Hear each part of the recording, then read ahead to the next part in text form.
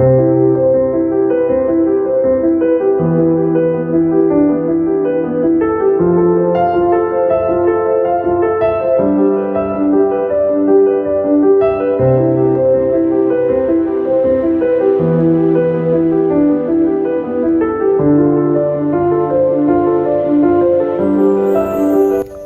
perkenalkan nama saya Genta Alsal Bajari, mahasiswa tingkat akhir jurusan Desain Produk dari Institut Teknologi 10 November. Pada kesempatan kali ini, saya akan berbagi sedikit mengenai tugas akhir saya yang berjudul Pemanfaatan Limbah Kulit Jagung sebagai Material Produk Tas Fashion. Selain dikenal sebagai negara maritim, Indonesia juga dikenal sebagai negara agraris dikarenakan mayoritas penduduknya bekerja di sektor pertanian. Sektor pertanian merupakan salah satu keunggulan di Indonesia. Sejak dahulu, Indonesia selalu kaya dengan hasil pertaniannya seperti padi, kedelai, jagung, kacang tanah, ketela pohon, dan ubi jalar. Selain itu semua, ada juga itu jagung. Jagung merupakan salah satu tanaman pangan yang paling penting di dunia. Jagung ini merupakan salah satu bahan pangan di Indonesia yang sering ditemukan di pasaran, dan permintaannya pun terus meningkat seiring dengan pertambahan jumlah penduduk dan pola konsumsi. Dari keseluruhan tanaman jagung, hanya 5% dari keseluruhannya yang dimanfaatkan dalam bidang pangan, yaitu bijinya. Sedangkan 95% dari tanaman jagung ini termasuk dalam kategori limbah, yaitu batang, daun, kulit, dan salah satu yang lainnya adalah kelobotnya. Masih sedikit usaha dalam pengoptimalan manfaat hasil alam, khususnya jagung sebagai material alternatif produk tas. Padahal potensi limbah jagung ini cukup menjanjikan dan biasanya hanya dimanfaatkan sebagai pakan ternak, bahan baku pengganti plastik, bahan baku kerajinan seperti aksesoris, rambut tas, kertas kado, dan bunga hias. Namun pemanfaatannya dalam industri fashion masih belum optimal. Produk fashion merupakan produk yang senantiasa dikonsumsi oleh segala kalangan masyarakat, baik muda maupun tua, dan peminatnya pun semakin tinggi karena kemudahan bertransaksi melalui e-commerce. Pada tahun 2020, produk fashion ini merupakan kategori produk yang paling banyak dibeli di e-commerce. Jumlah transaksinya ini mencapai sebesar 22%, paling besar dibandingkan dengan produk lain yang dijual di e-commerce.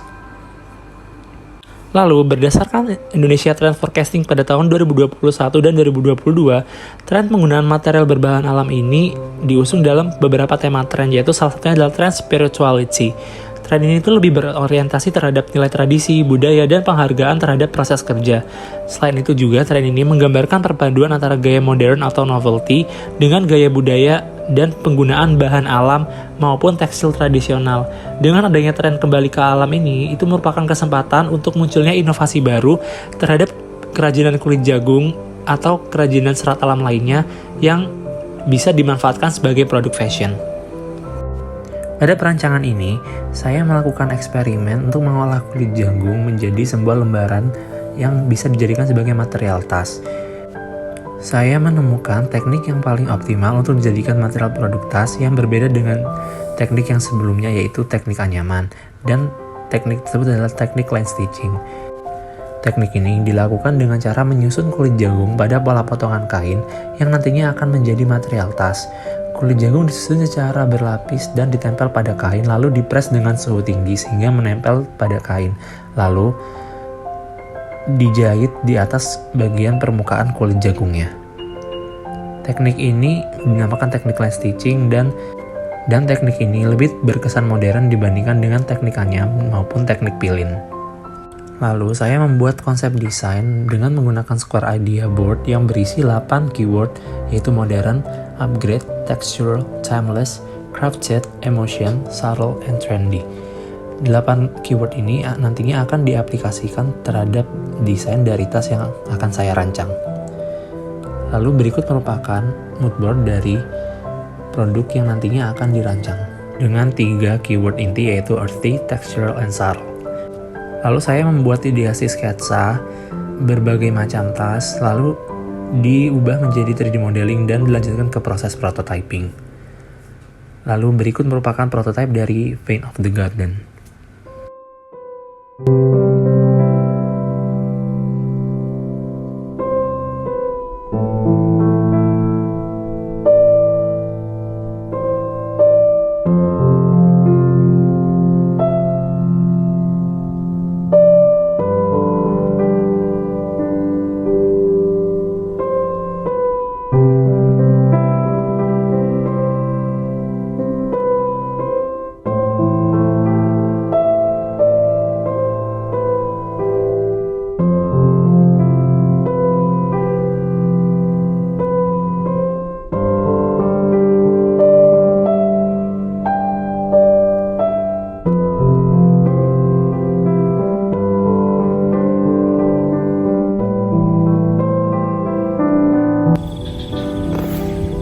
Terima kasih sudah menonton video ini. Tentu saja tugas akhir saya masih jauh dari kata sempurna.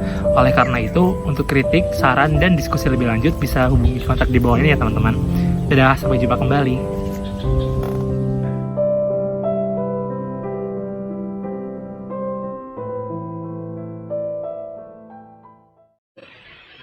Halo, Assalamualaikum warahmatullahi wabarakatuh.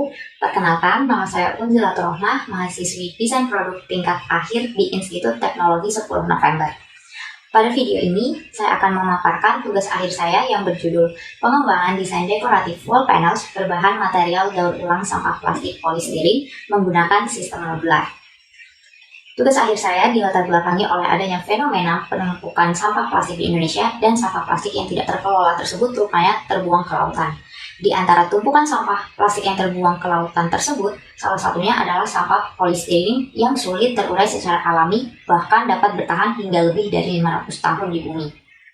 Dari hasil penelitian pengolahan daur ulang sampah plastik polistirin sebelumnya, didapat sebuah proses pengolahan yang efektif dan efisien sehingga menghasilkan karakteristik visualisasi seperti uneven, imperfect, endless, translucent, dan luxurious. Selain itu, dari penelitian tersebut dapat diketahui bahwa material dapat difungsikan untuk produk-produk non-heavy duty seperti lighting, wall panel, dan room divider. Dari situ, penelitian ini bertujuan untuk menghasilkan produk panel dekorasi dinding berukuran besar yang memanfaatkan keterbatasan dimensi alat produksi.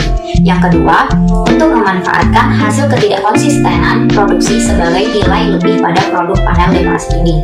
Yang ketiga, meminimalisir proses pengurangan material yang menghasilkan residu seperti pada proses cutting dan sanding untuk finishing produk akhir. Penelitian ini dimulai dari mengumpulkan data, melakukan eksperimen, membuat analisis, lalu mensintesisnya menjadi konsep desain, kemudian menyajikannya dalam 3 alternatif desain terpilih, melakukan preliminary design, hingga akhirnya menghasilkan desain. Sebagai solusi, konsep desain akhir yang dibuat ini dapat menjawab permasalahan seperti produk yang berukuran besar dapat ditanggulangi dengan menggunakan sistem modular dan memanfaatkan sistem lepas pasang. Terkait dengan keterbatasan bentuk dan hasil produksi, dapat ditanggulangi dengan membuat bentuk yang dapat dikonfigurasikan sebanyak mungkin dengan memanfaatkan bentuk-bentuk natural geometri yang berkesinambungan dengan konsep artless dan honest. Solusi terakhir tentang dampak proses produksi dapat ditanggulangi dengan penerapan sistem zero waste dan contemporary design. Dari situ, terciptalah produk pijar yang terinspirasi dari bentuk lekuk tumbuhan dan pendar cahaya yang dihasilkan sendiri. Berikut adalah hasil prototipe yang telah dibuat.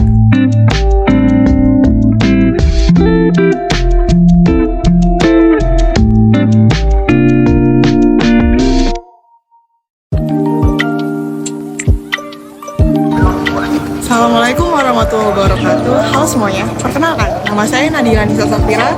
Saya mahasiswa tingkat akhir desain produk di Institut Teknologi 10 November.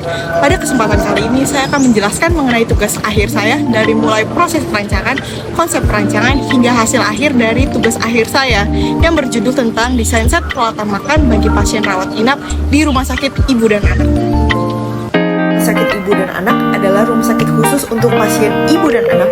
Pengontrolan makanan pada pasien rawat inap di RSIA bertujuan untuk mempercepat proses penyembuhan pasien. Namun muncul permasalahan di mana terdapat sisa makanan. Hal ini disebabkan oleh kondisi fisik pasien yang melemah, nafsu makan yang menurun, edukasi yang minim di mana pasien kurang mengetahui tujuan penting menghabiskan makanan, yang di mana sisa makanan dapat mempengaruhi penilaian untuk RS dengan standar yang telah ditetapkan oleh Kemenkes yaitu 20% untuk sisa makanan. Melalui wawancara yang telah dilakukan kepada pihak ahli gizi yang mengatur penyelenggaraan makanan, bahwasanya set peralatan makan terdiri dari komponen-komponen produk yang sudah umum dan ada di pasaran. Dengan kata lain, tidak menggunakan set peralatan makan khusus untuk memenuhi kebutuhan pasien yang memiliki kondisi berbeda ketika dalam kondisi sehat.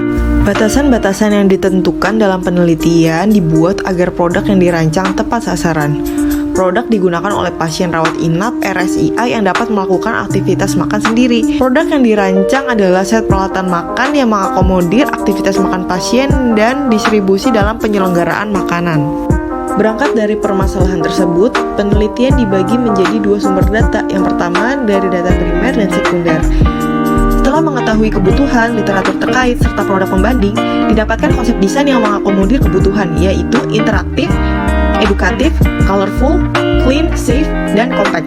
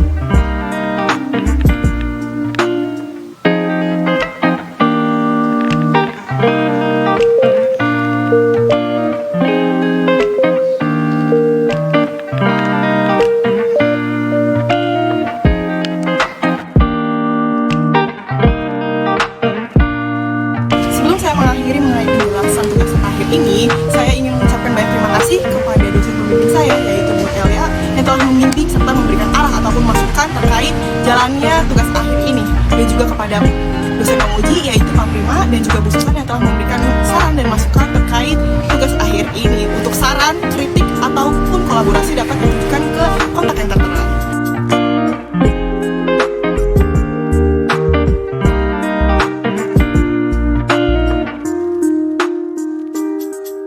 Halo, perkenalkan nama saya Nova Sabira. Di video kali ini saya ingin membahas tentang TA saya yang berjudul Desain Playground Indoor Modular di rumah dengan adaptasi metode Montessori untuk anak usia 2 hingga 4 tahun. Nah, sebelum saya memulai masuk menuju riset, saya mencari-cari fenomena dan permasalahan terlebih dahulu di sekitar saya, di mana saya menemukan satu, bermain itu adalah esensial bagi anak, dan saya menemukan anak usia 2-4 tahun, di mana itu adalah usia prasekolah.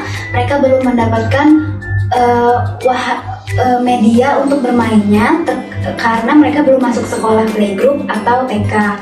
Yang kedua, saya menemukan bahwa luas hunian di Indonesia ini semakin lama semakin menipis, dan dimana keluarga kecil yang mempunyai anak usia 2-4 tahun ini biasanya tinggal di rumah yang lebih kecil karena mereka mempunyai keluarga yang baru, keluarga kecil. Yang terakhir adalah dewasa ini orang tua semakin memperhatikan pertumbuhan dan perkembangan anaknya.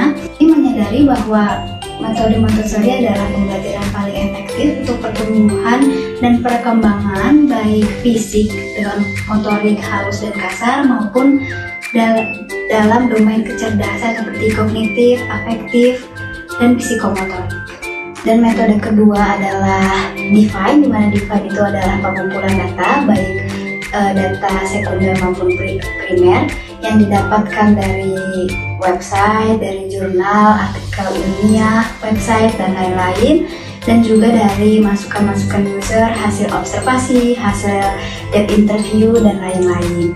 Dimana di Define ini saya mendapatkan betapa pentingnya bermain dan permainan-permainan apa saja yang dapat merangsang pertumbuhan fisik, motorik halus dan kasar, dan sensoriknya juga domain kecerdasan, dan untuk diproses menuju ideasi. Konsep desain yang pertama itu ada modular, yang kedua itu ada convenience, dan yang ketiga itu ada fun. Mana auxiliary modul ini adalah modul yang dapat diperbesar dari modul utama ataupun modul yang dikembangkan dari modul utama. Kedua ada convenience, di mana convenience ini saya ingin mengusung konsep di mana bisa easy to understand dan easy to use, tidak hanya untuk orang tuanya tetapi untuk anak-anaknya. Yang ketiga ada fun, di mana saya ini ingin membuat produk ini challenging untuk anak, di mana dari 3 konsep ini saya mendapatkan desain final ini dipilih. Saya membuat 3D model, itu saya mempersembahkan Poro, desain playground indoor modular di rumah dengan adaptasi metode Montessori untuk anak usia 2 hingga 4 tahun.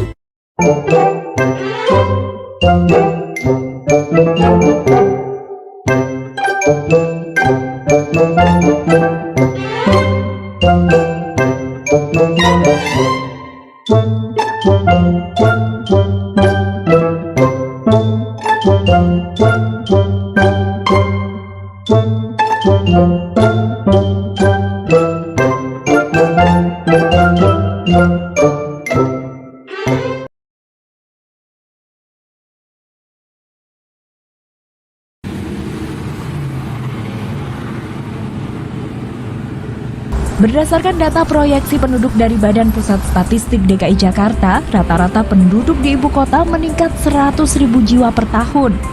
Data proyeksi ini diperoleh dari perhitungan berdasarkan data sensus penduduk 2010.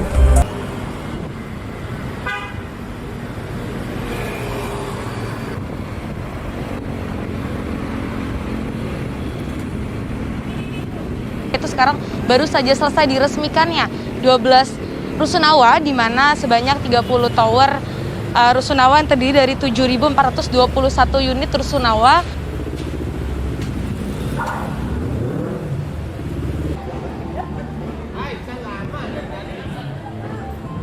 Dan memang rusunawa ini diperuntukkan untuk warga ataupun masyarakat Jakarta yang penghasilannya di bawah UMP begitu. Salam semuanya.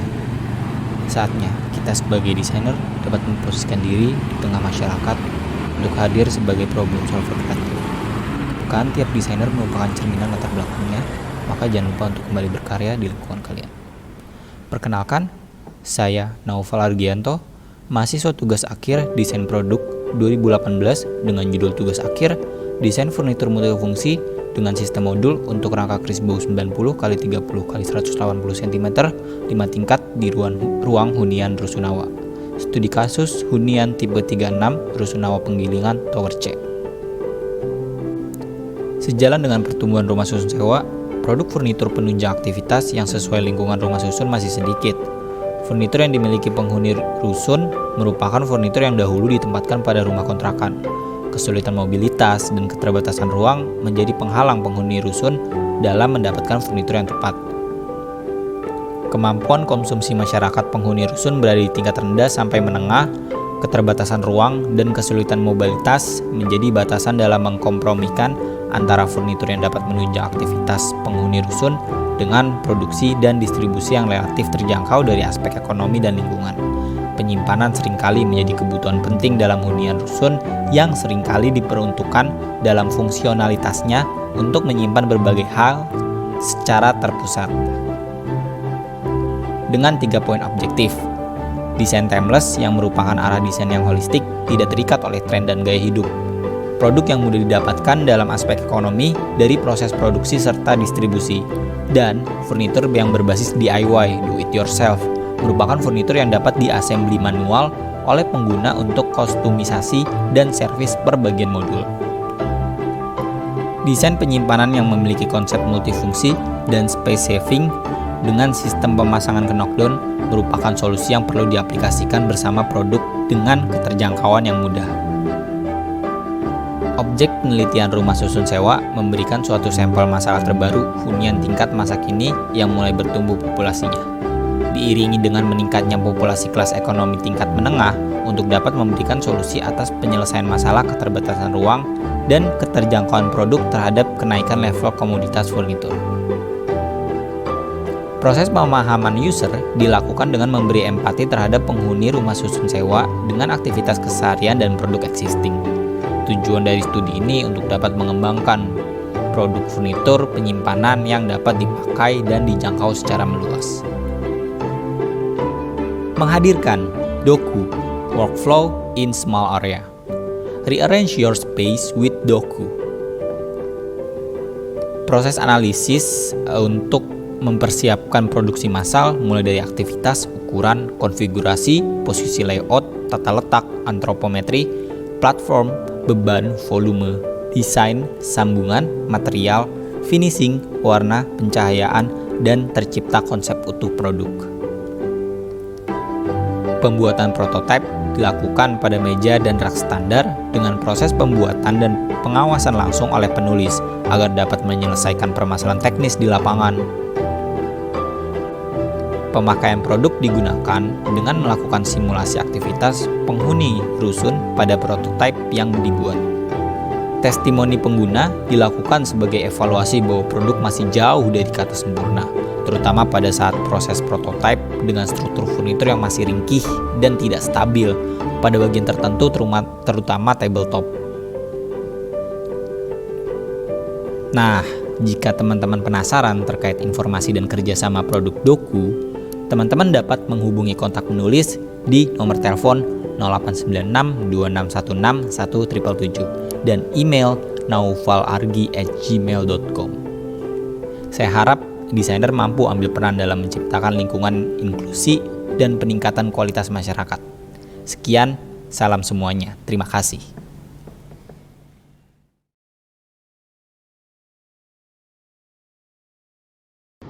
Hai, nama saya Luisa Gita Wulandari, mahasiswa Desain Produk ITS. Di sini saya mempersembahkan tugas akhir saya yang berjudul Pengembangan hiasan fashion wanita tipe persegi panjang dengan motif 3D printing. Berikut merupakan video profil produk saya. Enjoy! Pertama-tama, mari saya mulai dari latar belakang. Latar belakang tugas akhir saya yaitu dari Statista, fashion di Indonesia merupakan subsektor dari industri retail kontributor ketiga terbesar pada GDP atau PDB Indonesia pada tahun 2020. Pada segmentasi pendapatan, aparel wanita paling banyak terjual dan diprediksi Statista akan terus meningkat dari grafik yang berarti besarnya peluang mendalami fashion wanita. Di sini bisa dilihat bahwa banyak fashion 3D print dengan motif yang memakai biomimikri. Biomimikri merupakan pilihan utama saya juga dalam mendesain tugas akhir saya ini. Hal ini karena 3D printing sangat sering menggunakan biomimikri, mulai dari sarang lebah yang bisa dibuat untuk chainmail, dan kemudian meniru tulang manusia maupun tulang-tulang yang lain dalam pembuatan baju dan hal lainnya. Karena itu, rumusan dan batasan masalah saya yaitu sedemikian rupa.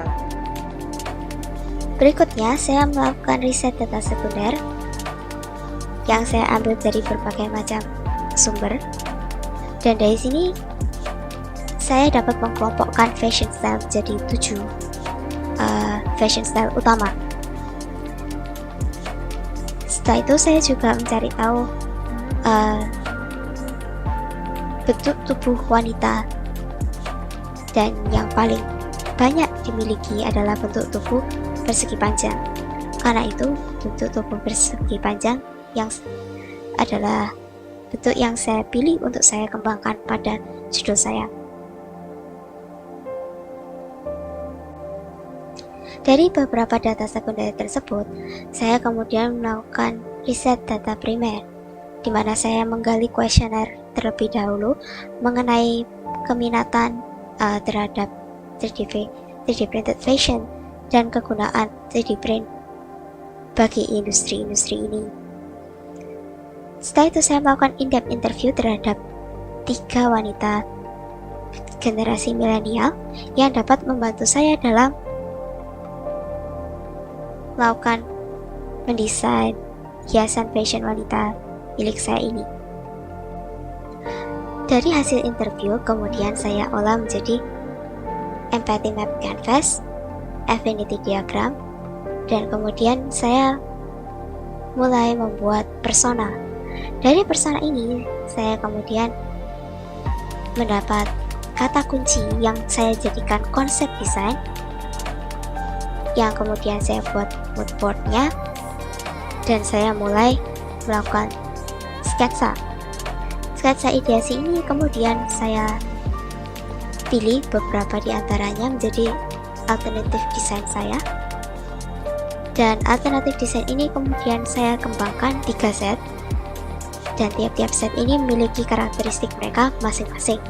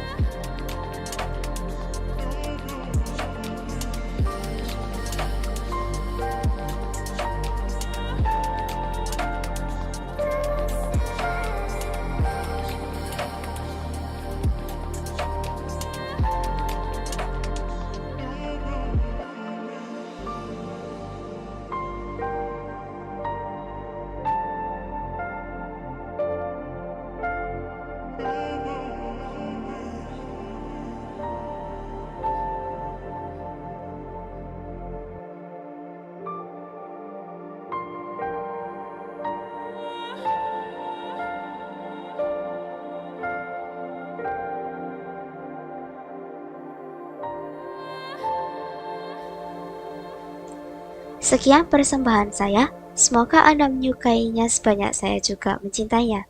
Saya juga terbuka terhadap setiap masukan dan saran yang Anda berikan. Terima kasih dan sampai jumpa. Halo, perkenalkan nama aku Nurul Zakia, biasa dipanggil Zaza. Kali ini aku akan menjelaskan tentang tugas akhir aku yang berjudul perancangan board game sebagai alternatif media pembelajaran kognitif dan bahasa di Taman Kanak-kanak kelas B. Rancangan ini dilatar belakangi periode keemasan anak, yaitu umur 0 sampai 6 tahun yang membutuhkan simulasi-simulasi pada saat periode emas ini. Selain itu, media pembelajaran yang dipakai di sekolah banyak yang menggunakan metode yang berulang atau monoton. Metode berulang itu contohnya adalah seperti guru yang menjelaskan ke anak-anak lewat papan tulis, lalu anak menulis di buku tulis yang mereka miliki. Hasil observasi menunjukkan beberapa anak belum terfokus saat belajar. Maka dari itu, perlu adanya media pembelajaran baru yang membuat anak terfokus pada materi yang disampaikan oleh guru. Saat ini, belum ada TK yang menggunakan board game untuk media pembelajarannya. Maka tujuan perancangan yang saya buat adalah membuat media pembelajaran yang dapat membuat anak terfokus sambil mengasah aspek perkembangannya dan difokuskan kepada aspek kognitif dan bahasaan. Solusi yang ditawarkan adalah media pembelajaran yang terfokus pada kognitif dan bahasa anak. Media pembelajaran tersebut dibuat secara atraktif sehingga anak tidak mudah bosan saat memainkannya. Konsep berikutnya adalah konsep yang aman untuk anak dengan menggunakan material-material yang aman untuk anak, dari mulai material kayu sampai dengan finishing yang digunakan. Berikut adalah proses pembuatan yang telah aku lalui.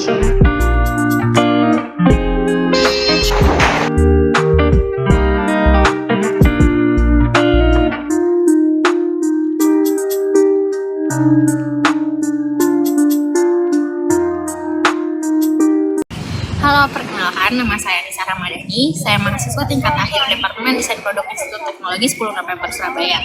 Hari ini saya akan menjelaskan tugas akhir saya yang berjudul perancangan stool bergaya postmodern dengan anyaman lasio sebagai pengembangan peluang produk terbatas di Indonesia.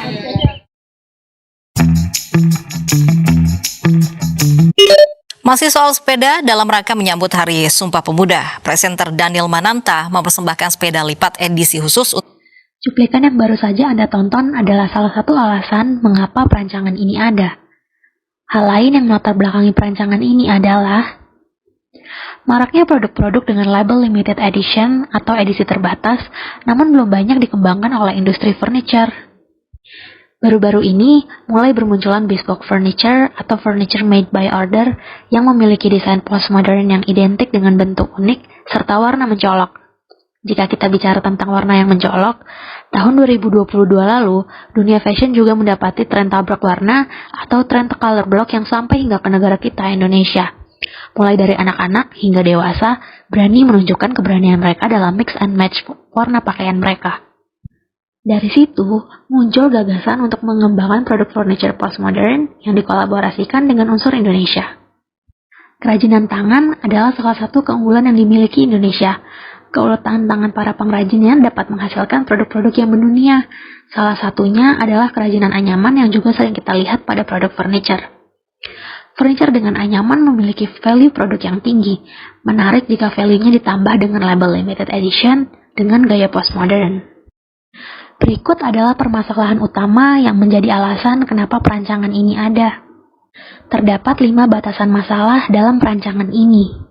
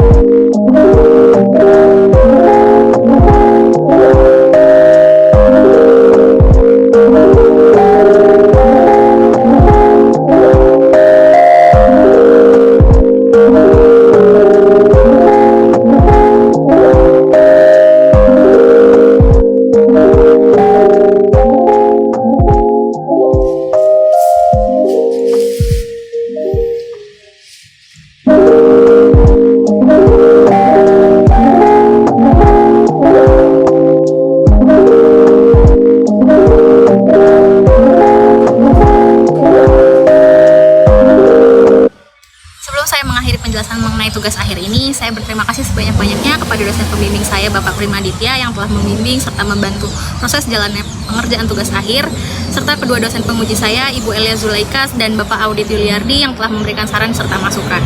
Untuk kritik, saran, serta kolaborasi dapat menghubungi kontak di bawah ini. Terima kasih. Hai, nama saya Adi Satya Putra.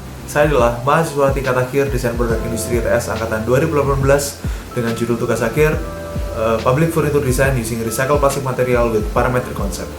Hope you enjoy. Seperti yang kita tahu, sampah selalu menjadi masalah dari tahun ke tahun.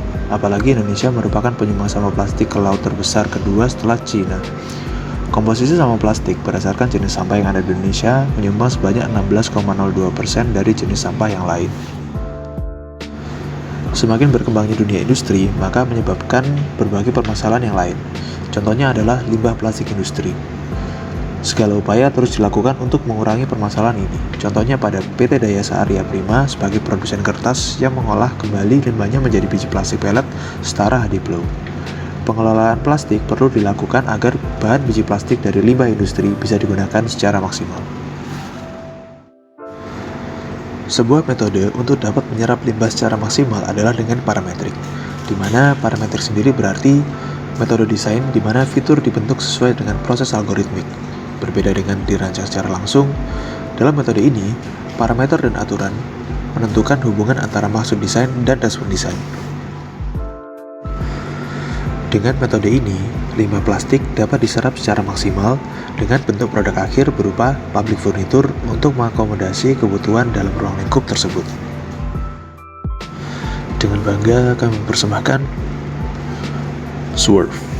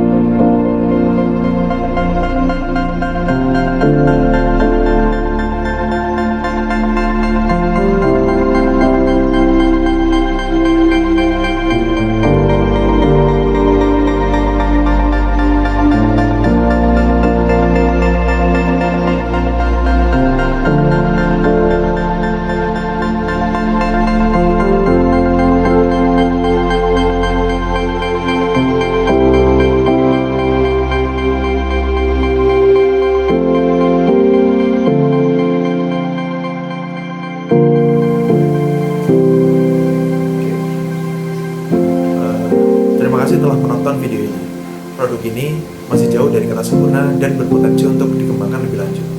Apabila Anda tertarik atau ingin mengirimkan kritik dan saran, dapat melalui kontak di bawah ini. Akhir kata, terima kasih.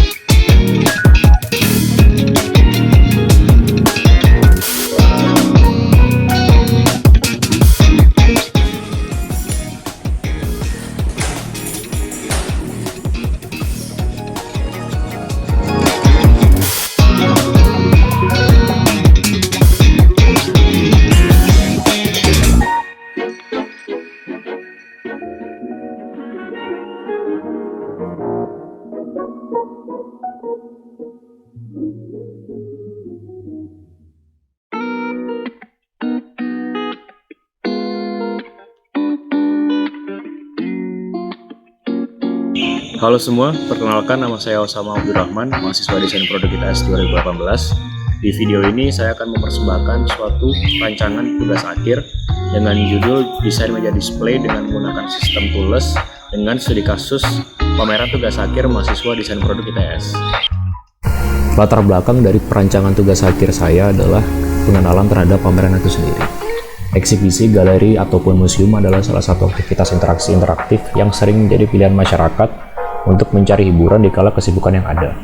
Interaksi pada kebutuhan yang ada pada tiap individu yang mendatangi berbagai interaksi eventful ini menjadi pilihan untuk mencari informasi, hiburan, ilmu, maupun hanya sebatas mencari kesenangan dalam personal attraction maupun lingkup berbanyak orang. Teknik marketing, pertunjukan seni, maupun interaksi dengan berbagai aksi utama pada pameran, eksibisi, galeri, maupun museum adalah menarik pengunjung dengan apa yang disuguhkan pada tematika yang sudah dibuat, dengan tujuan mencari revenue, mengenalkan produk baru atau produk konsep, mencari atensi dengan perbedaan pada seni maupun interaksi biasa antar objek maupun manusia juga menjadi salah satu aspek penting dalam eksibitif. Produk sebagai interaktif pameran mahasiswa. Dengan produk sebagai salah satu objek yang sering dijadikan objek pameran pada berbagai interaksi pameran, mahasiswa juga menjadi salah satu individu yang menginginkan objeknya dapat dikenal dan dapat dipertontonkan sebagai pusat interaksi, informasi, maupun hiburan untuk para individu yang tertarik. BFA atau juga disebut sebagai Bright Future Ahead adalah wadah atau media yang ada untuk mahasiswa desain produk ITS untuk memamerkan apa yang mereka buat kepada masyarakat luas yang kemudian diperlukannya objek pendukung pada tiap-tiap penyelenggaraannya. Interaksi objek, interaksi manusia juga. Dengan banyaknya objek pendukung yang ada pada BFA, interaksi antara objek pameran dan objek pendukung pada BFA ditemui pada dua penempatan media penempatan objek, yaitu di atas meja dan juga vertikal yang ditempatkan pada media dinding atau partisi. Interaksi objek tersebut juga menjadikan acuan terhadap interaksi objek dengan manusia, di mana penempatan tersebut juga menjadi salah satu hal yang penting, di mana persiapan pada suatu BFA dibutuhkan proses persiapan sebelumnya yang datangnya interaksi objek dan objek, ada interaksi objek dan manusia. Tools furniture. Interaksi terhadap manusia pada objek pameran menjadi suatu hal yang menjadi tolak ukur dalam mencari sistem. Tools atau furniture tanpa perkakas adalah suatu sistem dengan assembly furniture tanpa harus menggunakan perkakas tangan dan tanpa harus memiliki jenis hardware apa yang akan atau harus digunakan untuk dapat menyambungkan tiap-tiap komponennya menjadi suatu produk furniture. Lalu, penggunaan komponen apa untuk menyambungkan tiap-tiap komponen dalam sistem pengunciannya? Snap-fit adalah salah satu mekanisme penyambung antar komponen yang sudah sering dijumpai pada material yang memiliki fleksibilitas tinggi seperti plastik. Penggunaan snap-fit dengan digital joinery material utama adalah kayu menjadi substitusi material dari plastik yang kemudian menggunakan material lembaran. Perubahan pada material juga terjadinya perubahan pada bentuk snap-fit untuk dapat mengikuti karakter material yang digunakan. Dengan kedua sistem tersebut, diharapkan dapat menjadi salah satu tolak ukur dalam bentuk dan desain yang akan dihasilkan nantinya.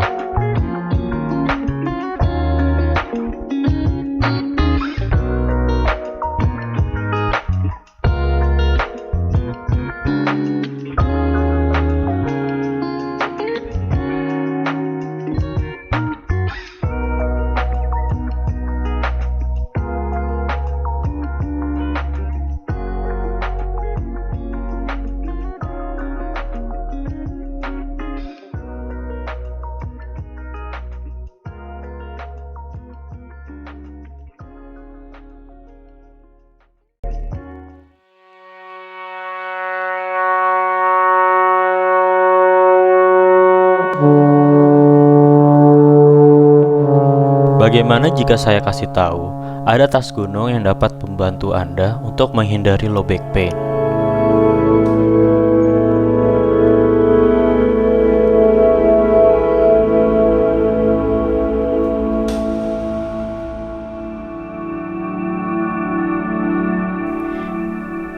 Halo, nama saya Muhammad Dafa Hadiandra, mahasiswa Desain Produk ITS.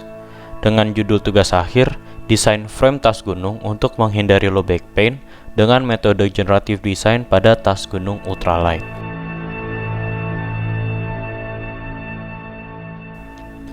Tren rekreasi di pegunungan popularitasnya sangat meningkat, khususnya di kalangan anak muda.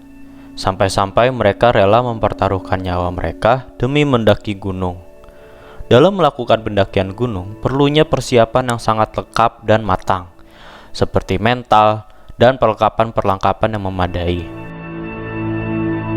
Menurut beberapa brand industri outdoor di Indonesia, tas gunung atau tas carrier adalah produk yang paling diminati oleh masyarakat Indonesia. Tas gunung ini, jika digunakan secara tidak benar dan membawanya melebihi batas maksimum, akan mengakibatkan low back pain. Dan ternyata menurut WHO, prevalensi low back pain pada anak muda jumlahnya cenderung meningkat. Dari data-data tersebut, solusinya sangat cocok dengan konsep ultralight. Dari namanya ultralight ini merupakan cara mendaki gunung hanya fokus dan menikmati pemandangan alam tanpa mengkhawatirkan barang bawaan yang berat, otot pegal, dan garis finish. Dan saya mengintegrasikan metode generative design yang baru-baru ini menjadi solusi berbagai masalah-masalah desain.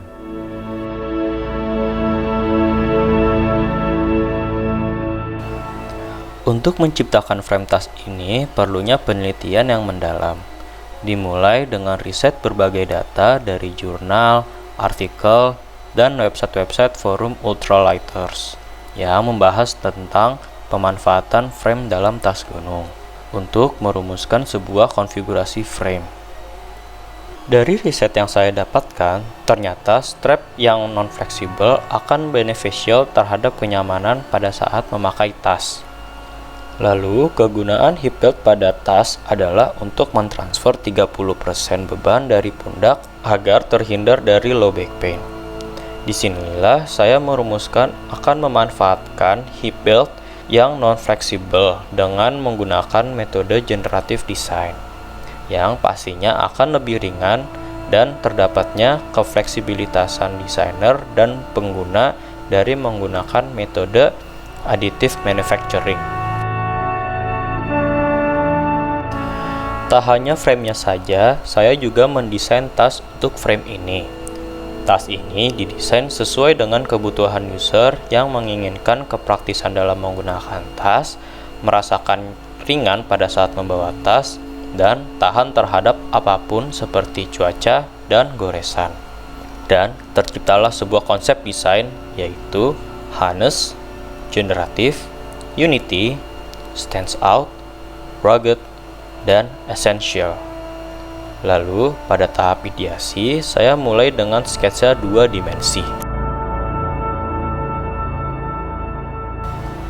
Lalu dari sketsa yang terpilih, saya lanjut memvisualisasikannya ke 3 dimensi.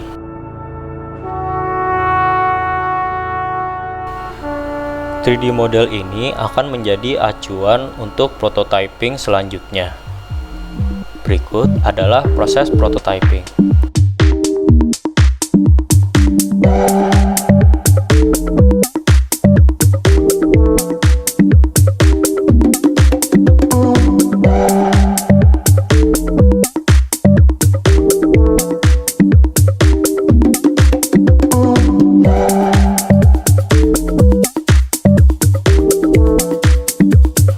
Dengan bangga saya mau mempersembahkan Menody Archem 55 dan ArcMed 45.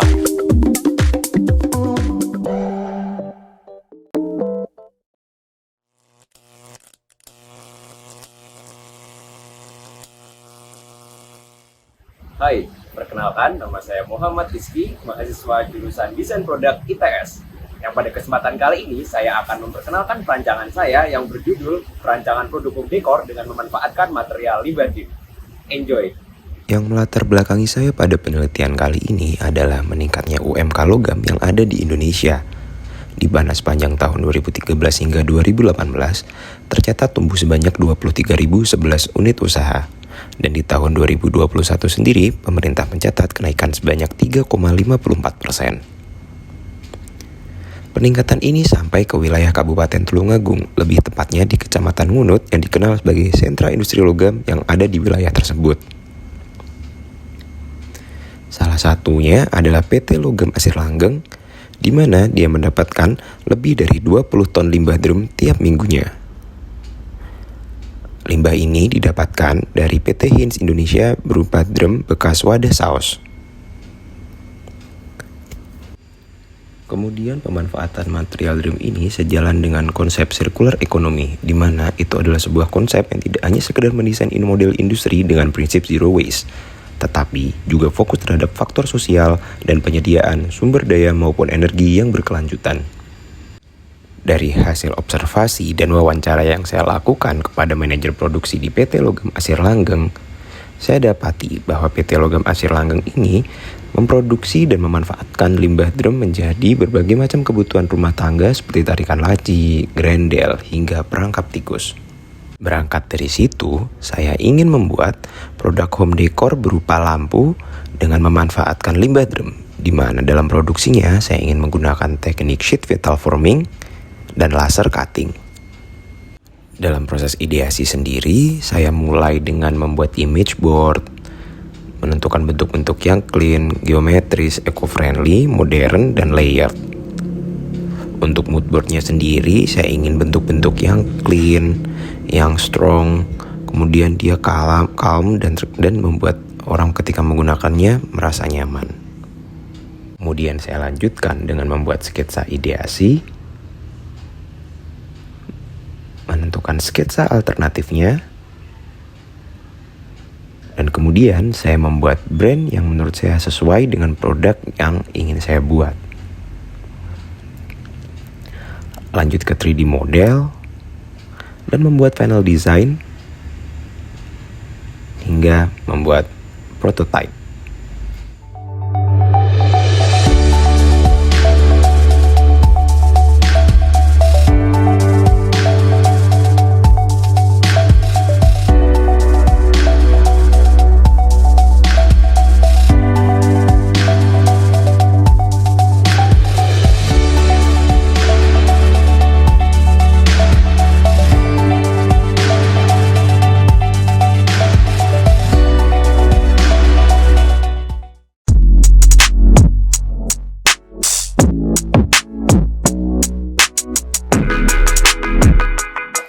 Assalamualaikum warahmatullahi wabarakatuh.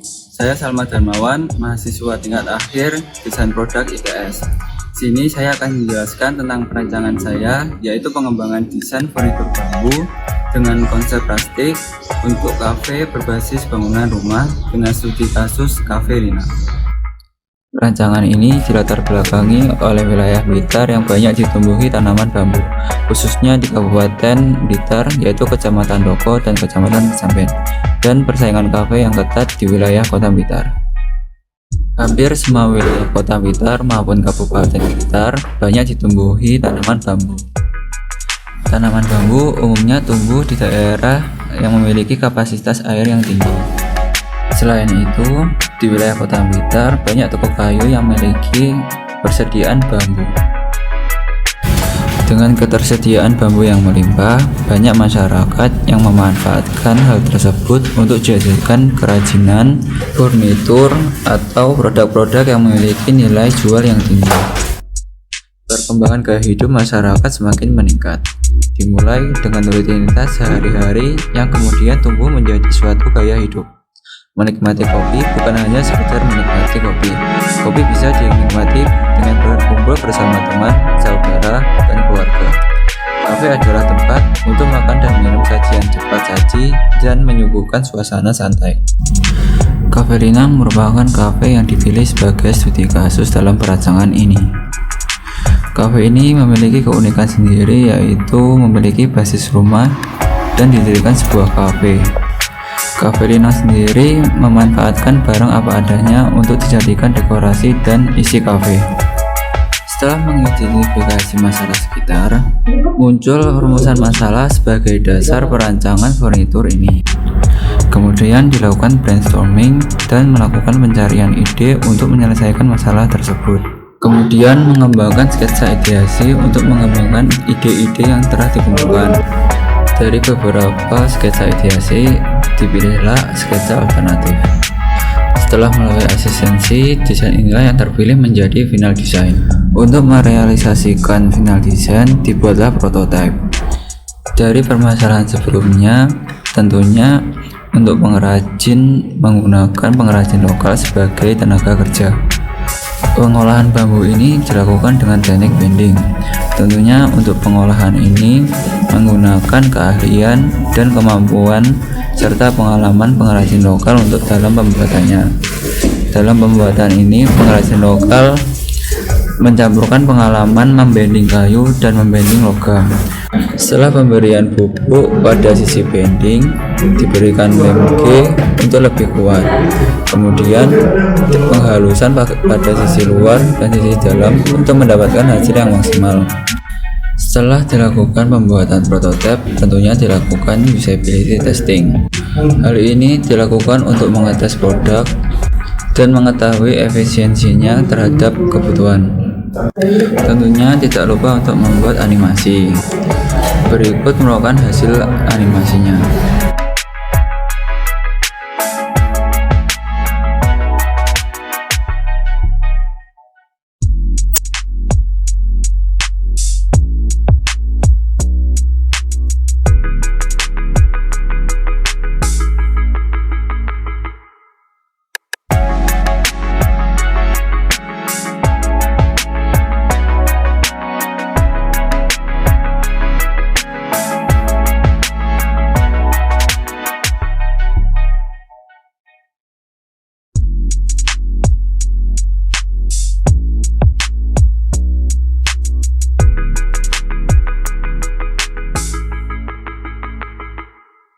Berikut informasi kontak saya dan terima kasih. Wassalamualaikum warahmatullahi wabarakatuh.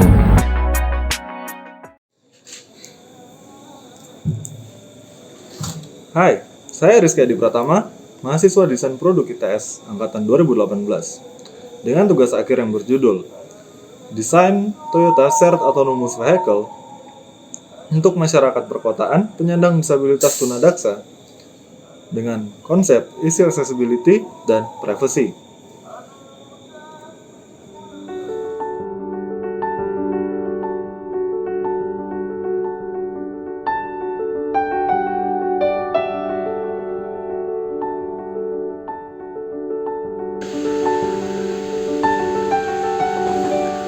Disabilitas merupakan kondisi di mana seseorang mengalami keterbatasan fisik, intelektual, mental, dan atau sensorik dalam jangka waktu yang lama.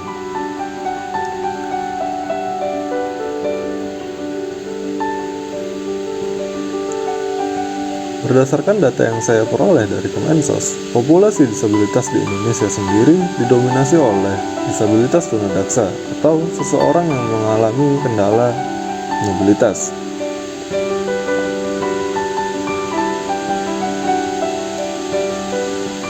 Berdasarkan keputusan Menteri Pekerjaan Umum nomor 468/KPTS tahun 98, ialah kemudahan yang disediakan bagi penyandang cacat guna mewujudkan kesamaan kesempatan dalam segala aspek kehidupan dan penghidupan.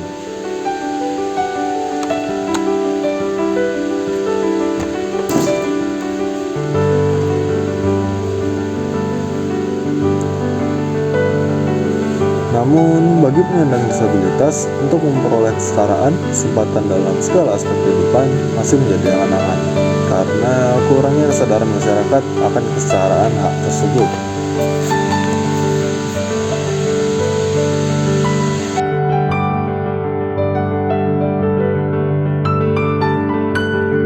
Setelah melalui berbagai macam proses research, hingga akhirnya ditemukan sebuah konsep di mana dapat membantu penyandang disabilitas saat akan menggunakan kendaraan.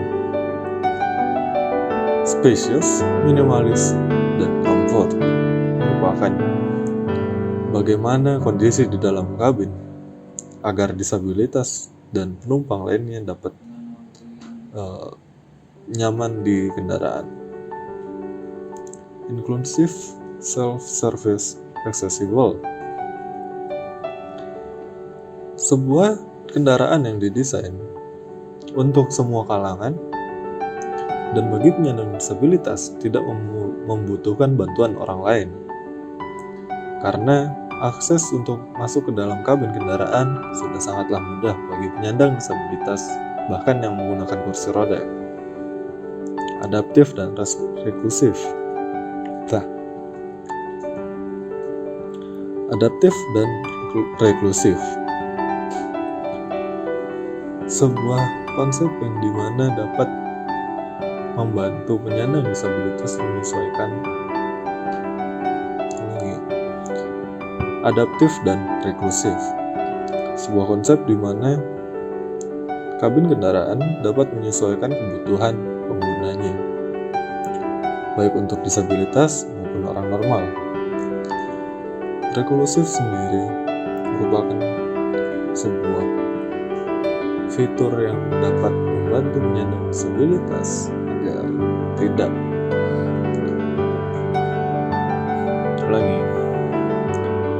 reklusif sendiri kendaraan ini agar dapat digunakan oleh penyandang disabilitas tanpa perlu khawatir dengan pandangan orang lain terhadap penyandang disabilitas. Reklusif di sini mempengaruhi untuk melindungi. Reklusif di sini digunakan untuk melindungi penyandang disabilitas yang masih mengalami problematika dalam psikologisnya.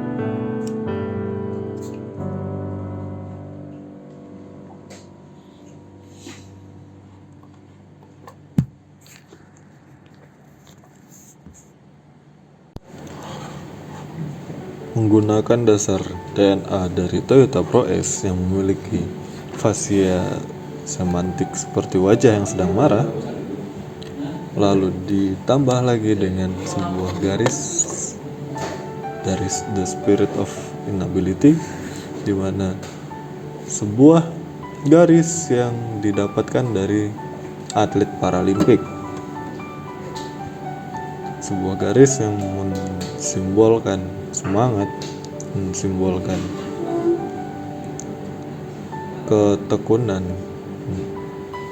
mewakilkan semua orang memiliki tujuan, termasuk penyandang disabilitas, dan mereka pun berusaha untuk meraih tujuan tersebut.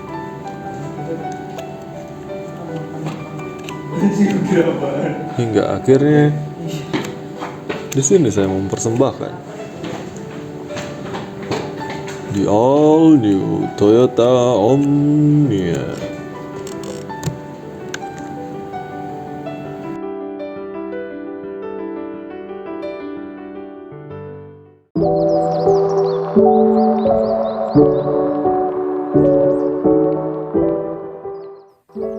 Halo, perkenalkan, saya April Magrita, mahasiswa tingkat akhir Departemen Desain Produk Institut Teknologi 10 November.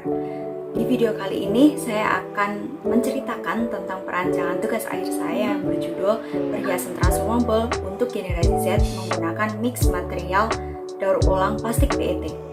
Produk perhiasan tidak benar-benar diminati oleh generasi Z karena daya belinya yang masih kurang, yaitu kurang dari $200. Nah, beberapa hal yang dapat meningkatkan ketertarikan generasi Z terhadap produk perhiasan adalah dengan mengangkat isu sosial dan green product. Nah, kustomisasi juga diharapkan menjadi tren besar yang akan datang. Karena karakteristik Gen Z yang kreatif dan inovatif, diharapkan Gen Z akan tertarik dengan one of a kind jewelry. Perhiasan transformable sebagai bentuk kustomisasi adalah perhiasan yang dapat diubah-ubah sendiri, baik style maupun fungsinya oleh pengguna, sehingga cocok dengan pribadi Gen Z. Sementara itu, menurut data dari SIPSN pada tahun 2018, plastik menyumbang sampah kota sebanyak 10,58%. Hal-hal yang dapat dilakukan untuk mengurangi sampah plastik tersebut adalah dengan mendaur ulang sampah plastik menjadi material atraktif perhiasan kontemporer. Selain itu, pada tahun 2019, harga sampah plastik menurun, yaitu itu hanya 4.000 per kilogram saja. Dengan adanya daur ulang sampah plastik menjadi material perhiasan, dapat mengurangi adanya sampah plastik, menambah nilai atau value-nya, dan memberikan lapangan pekerjaan bagi perempuan di kelompok marginal yang terdampak dari penurunan harga sampah plastik tersebut dengan adanya kolaborasi dalam proses produksinya. Namun, perhiasan dengan material atraktif daur ulang sampah plastik yang ada saat ini masih bersifat statis atau tidak dapat dikostumisasi sendiri oleh pengguna, sehingga perhiasan dengan material daur ulang sampah plastik perlu dikembangkan dengan konsep transmovable. Proses perancangan pertama-tama dilakukan dengan mengumpulkan data primer dan sekunder. Selanjutnya, proses eksplorasi material plastik dilakukan mulai dari eksplorasi material forming, eksplorasi pewarnaan, dan eksplorasi finishing. Eksplorasi juga dilakukan untuk menemukan konfigurasi dan mekanisme transformasi. Selanjutnya, proses perumusan konsep desain dilakukan, termasuk membuat sketsa ideasi dan alternatif desain. Alternatif terpilih lalu disimulasikan menggunakan 3D model. Setelahnya, proses pembuatan produk dimulai. Dan berikut kami persembahkan Sekar Jewelry.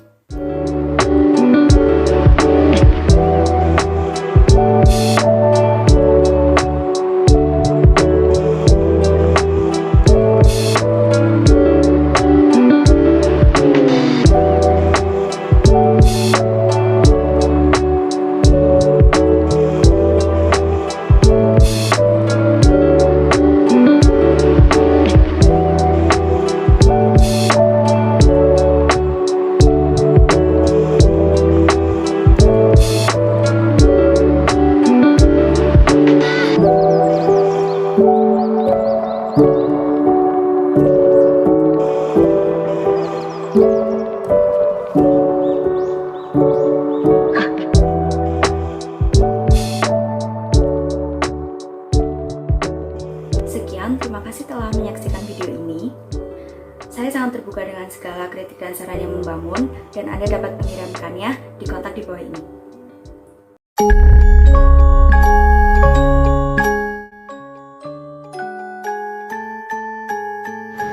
Hai, apakah kamu pernah melihat sebuah perhiasan dengan material yang tidak biasa dan juga unik? Kalau belum, yuk aku ajak kamu untuk menyimak video berikut ini.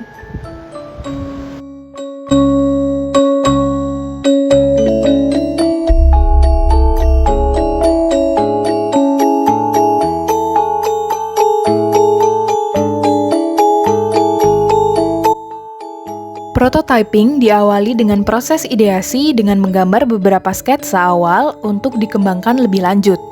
Desain yang terpilih lalu dikembangkan dan didetailkan kembali pada sketsa alternatif. Selanjutnya adalah proses pembuatan motif tatah yang kemudian ditatah oleh perajin. Barulah memasuki tahapan press dan bending. Pertama-tama, kulit yang telah ditatah dilunakkan dengan cara merendamnya selama beberapa menit. Press dan bending pada perancangan ini memerlukan alat-alat seperti karet gelang, ban dalam bekas, dan pipa paralon. Proses press dan bending dilakukan dengan cara meletakkan kulit di permukaan pipa, lalu menguncinya dengan melakukan press dengan karet gelang atau karet ban dalam, lalu dikaitkan pada pipa paralon. Dilanjutkan dengan proses hardening berupa pengeringan dengan hair dryer atau dijemur. Dari rangkaian proses yang ada, lahirlah prana, perhiasan wanita dengan material kulit wayang.